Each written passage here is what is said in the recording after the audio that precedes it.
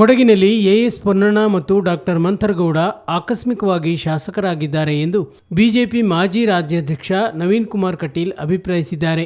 ಮಡಿಕೇರಿಯಲ್ಲಿ ನಡೆದ ಬಿಜೆಪಿ ಜನಾಕ್ರೋಶ ಯಾತ್ರೆಯಲ್ಲಿ ಮಾತನಾಡಿದ ಕಟೀಲ್, ವಿನಯ್ ಆತ್ಮಹತ್ಯೆ ಪ್ರಕರಣ ಸಿಬಿಐ ತನಿಖೆಗೆ ವಹಿಸುವಂತೆ ಒತ್ತಾಯಿಸಿದರು.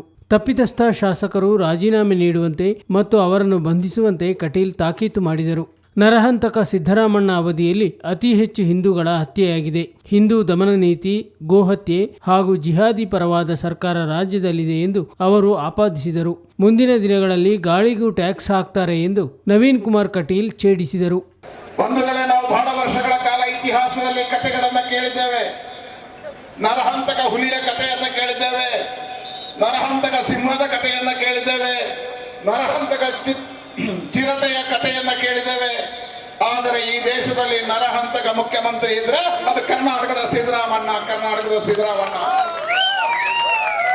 2 ಬಾರಿ ಈ ರಾಜ್ಯದಲ್ಲಿ ಅವರಿಗೆ ಮುಖ್ಯಮಂತ್ರಿ ಅವಕಾಶಗಳು ಸಿಕ್ಕಿದವು. ಅವಕಾಶ ಸಿಕ್ಕಿರ್ತಕ್ಕಂಥ ಸಂದರ್ಭದಲ್ಲಿ ಅತಿ ಹೆಚ್ಚು ಹಿಂದೂ ಕಾರ್ಯಕರ್ತರ ಹತ್ಯೆ ಆಗಿದ್ರೆ ಅದು ಸಿದ್ದರಾಮಣ್ಣನ ಕಾಲದಲ್ಲಿ. ಒಂದು ವೇಳೆ ಹಿಂದಿನ ಅವಧಿಯಲ್ಲಿ ಈ ರಾಜ್ಯದಲ್ಲಿ 22 ಹಿಂದೂ ಕಾರ್ಯಕರ್ತರ ಹತ್ಯೆ ಆಯಿತು. ಈ ಬಾರಿಯ ಅವಧಿಯಲ್ಲಿ ಬೆಳಗಾವಿನಲ್ಲಿ ಜೈನ ಮುನಿಯ ಹತ್ಯೆಯಿಂದ ಪ್ರಾರಂಭ ಆಗಿರ್ತಕ್ಕಂಥ ಹತ್ಯಾ ದಿನಗಳು ಇವತ್ತು ಸಿದ್ದರಾಮಣ್ಣನ ಕಾಲದಲ್ಲಿ ನಿರಂತರವಾಗಿರ್ತಕ್ಕಂಥ ಹತ್ಯೆಗಳು ನಡೀತಾ ಇದ್ದಾವೆ. ಹಿಂದೂ ಮಠ ಮಂದಿರಗಳ ಮೇಲೆ ದಾಳಿಗಳು ನಡೀತಾ ಇದ್ದಾವೆ. ಹಿಂದೂ ಕಾರ್ಯಕರ್ತರ ಬಂಧನದ ಕಾರ್ಯಗಳು ನಡೀತಾ ಇದ್ದಾವೆ. ಒಂದು ಕಡೆಯಿಂದ ಈ ರೀತಿಯಾಗಿರ್ತಕ್ಕಂಥ ಹಿಂದೂ ಸಮಾಜ ದಮನದ ನೀತಿ ಸಿದ್ದರಾಮಣ್ಣ ಸರ್ಕಾರದಿಂದ ನಡೀತಾ ಇದ್ದಾರೆ. ಇನ್ನೊಂದು ಕಡೆಯಿಂದ ನಿರಂತರವಾಗಿ ಗೋಹತ್ಯೆಗಳು ನಡೀತಾ ಇದ್ದಾವೆ. ಗೋಹಂತಕರಿಗೆ ಅವಕಾಶಗಳು ಸಿಗ್ತಾ ಇದ್ದಾವೆ. ಇವತ್ತು ಸಿದ್ದರಾಮಣ್ಣ ಕಾಂಗ್ರೆಸ್ ಸರ್ಕಾರ ಇಲ್ಲ, ಈ ರಾಜ್ಯದಲ್ಲಿ ಜಿಹಾದಿ ಸರ್ಕಾರ ಇದೆ, ತುಘಲಕ್ ಸರ್ಕಾರ ಇದೆ. ಅಂತಹ ಸಿದ್ದರಾಮಣ್ಣ ಹೋಗಬೇಕು ಅನ್ನೋ ಕಾರಣಕ್ಕೋಸ್ಕರ ನಮ್ಮ ಆಕ್ರೋಶದ ಯಾತ್ರೆ ಪ್ರಾರಂಭ ಆಗಿದೆ. ಬಂಧುಗಳ ಕಳೆದ 2 ವರ್ಷಗಳಲ್ಲಿ ಈ ರಾಜ್ಯದಲ್ಲಿ ಉಚಿತದ ಹೆಸರಿನಲ್ಲಿ ನಿರಂತರವಾಗಿರ್ತಕ್ಕಂಥ ಬೆಲೆ ಏರಿಕೆಗಳು ನಡೀತಾ ಇದ್ದಾವೆ. ಇವತ್ತು ಜನ ಕುಡಿಯುವಂತ ಹಾಲಿಗೆ ಬೆಲೆ ಏರಿಕೆ ಆಗಿದೆ. ನಿರಂತರವಾಗಿರ್ತಕ್ಕಂಥ ಬೆಲೆ ಏರಿಕೆ ಮುಖಾಂತರ ಈ ಸರ್ಕಾರ ಸಾಮಾನ್ಯ ರೈತರ ಹೊಟ್ಟೆಗೆ ಹೊಡೆತಕ್ಕಂಥ, ಕೃಷಿಕರ ಹೊಟ್ಟೆಗೆ ಹೊಡೆತಕ್ಕಂಥ ಕೆಲಸವನ್ನು ಮಾಡ್ತದೆ. ಮುಂದಿನ ದಿನಗಳಲ್ಲಿ ಸಿದ್ದರಾಮಣ್ಣ ಸರ್ಕಾರ ನಾವು ಸೇವನೆ ಮಾಡುವಂತ ಗಾಳಿಗೂ ಟ್ಯಾಕ್ಸ್ ಆಗತಕ್ಕಂಥ ಸರ್ಕಾರ ಆಗುತ್ತೆ. ನಾವು ಸೇವನೆ ಮಾಡತಕ್ಕಂಥ ಗಾಳಿಗೂ ಟ್ಯಾಕ್ಸ್ ಆಗತಕ್ಕಂಥ ಸರ್ಕಾರ ಆಗುತ್ತೆ.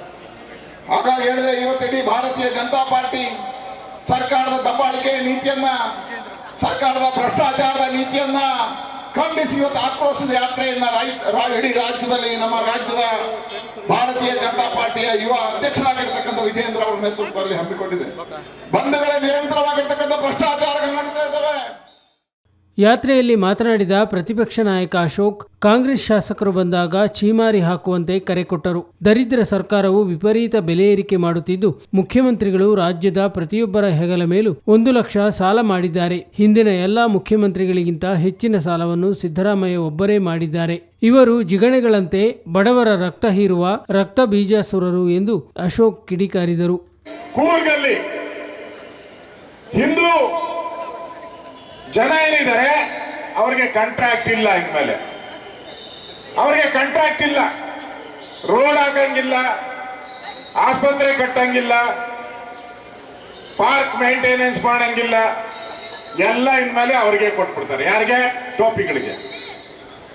ಟೋಪಿ ಗಿರಾಕಿಗಳು ಇನ್ಮೇಲೆ ಕೊಡಗಲ್ಲಿ ಕಾಂಟ್ರಾಕ್ಟ್ ಶುರು ಮಾಡ್ತಾರೆ. ಇನ್ಮೇಲೆ ಈಗಾಗಲೇ ಮಂಗಳೂರಲ್ಲಿ 50% ಜಾಸ್ತಿ ಆ ಟೋಪಿ ಜನ ಇದ್ದಾರೆ.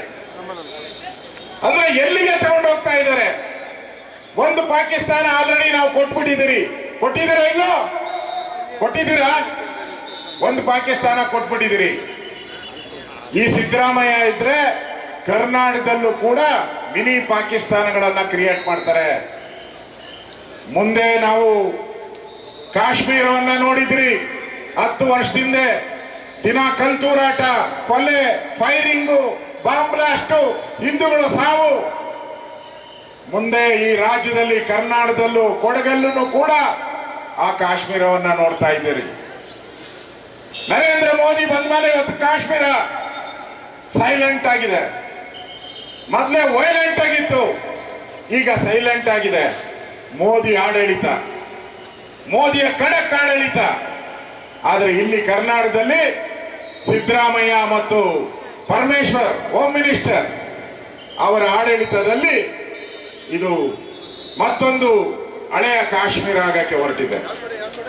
ಒಂದು ನೋಡಿ, ಈ ಕಡೆ ಒಂದು ಫ್ಯಾಮಿಲಿ ರೆಸ್ಟೋರೆಂಟು, ಈ ಕಡೆ ಒಂದು ಫ್ಯಾಮಿಲಿ ರೆಸ್ಟೋರೆಂಟು, ಎರಡು ರೆಸ್ಟೋರೆಂಟ್ ಮಧ್ಯೆ ನಾವು ನಿಂತಿದ್ದೀವಿ. ಬೆಂಗಳೂರಲ್ಲಿ ನೀವು ಫ್ಯಾಮಿಲಿ ರೆಸ್ಟೋರೆಂಟ್ ಅಂತ ನಿಮ್ಮ ಮನೆ ಹೆಣ್ಮಕ್ಳ ಜೊತೆ ಹೋದ್ರೆ ದಾರಿಯಲ್ಲೇ ಬಂದು ಕಿಸ್ ಕೊಟ್ಬಿಟ್ಟು ಹೊರಟೋತಾರೆ. ದಾರಿಯಲ್ಲೇ ಏನಂತೀರ ನೀವು? ಹಂಗೇನ ಕೊಟ್ರೆ ನೀವು ಏನೇಂತೀರಾ? ಇಟ್ಕೊಂಡು ಹೊಡಿತೀರ ತಾನೆ? ಕಲ್ಲಲ್ಲಿ ಹೊಡಿತೀರಾ, ಕಾಲಲ್ಲಿರೋ ತಗೊಂಡು ಹೊಡಿತೀರಾ. ನಮ್ಮ ಹೋಮ್ ಮಿನಿಸ್ಟರ್ ಏನಂದ್ರು ಗೊತ್ತಾ ಪರಮೇಶ್ವರು?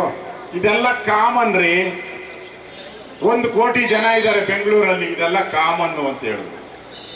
ಇಂಥ ಸರ್ಕಾರ ಇದು. ಮಾನ ಮರ್ಯಾದೆ ನಾಚಿಕೆ ಏನೂ ಇಲ್ಲ ಈ ಸರ್ಕಾರಕ್ಕೆ.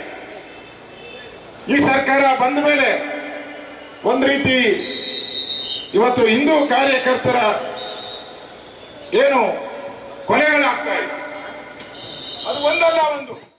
ಜನಾಕ್ರೋಶ ಯಾತ್ರೆಯುದ್ದಕ್ಕೂ ಬಿಜೆಪಿ ನಾಯಕರು ಮತ್ತು ಕಾರ್ಯಕರ್ತರು ರಾಜ್ಯ ಸರ್ಕಾರ, ಸಿಎಂ ಸಿದ್ದರಾಮಯ್ಯ ಮತ್ತು ಕೊಡಗಿನ ಶಾಸಕರ ವಿರುದ್ಧ ಘೋಷಣೆಗಳನ್ನು ಕೂಗಿ ಆಕ್ರೋಶ ವ್ಯಕ್ತಪಡಿಸಿದರು. ಒತ್ತೋಡಿಸಿ ಒತ್ತೋಡಿಸಿ ಕಾಂಗ್ರೆಸ್ ಸರ್ಕಾರ ಒತ್ತೋಡಿಸಿ, ಒತ್ತೋಡಿಸಿ ಒತ್ತೋಡಿಸಿ ಕಾಂಗ್ರೆಸ್ ಸರ್ಕಾರ ಒತ್ತೋಡಿಸಿ. ಯಾರಿಂದ ಹೋರಾಟ? ಬಿಜೆಪಿಯಿಂದ ಹೋರಾಟ, ಏತಕ್ಕಾಗಿ ಹೋರಾಟ? ನ್ಯಾಯಕ್ಕಾಗಿ ಹೋರಾಟ. ಪೊನ್ನಣ್ಣನಿಗೆ ಧಿಕ್ಕಾರ, ಧಿಕ್ಕಾರ, ಕೊಡಗಿನ 2 ಶಾಸಕರುಗಳಿಗೆ ಧಿಕ್ಕಾರ, ಧಿಕ್ಕಾರ, ಧಿಕ್ಕಾರ, ಜನವಿರೋಧಿ ಕಾಂಗ್ರೆಸ್ ಸರ್ಕಾರಕ್ಕೆ ಧಿಕ್ಕಾರ, ಧಿಕ್ಕಾರ, ಹಿಂದೂ ವಿರೋಧಿ ಭಾರತೀಯ ಜನತಾ ಪಕ್ಷಕ್ಕೆ ಧಿಕ್ಕಾರ, ಧಿಕ್ಕಾರ. ಬೆಲೆ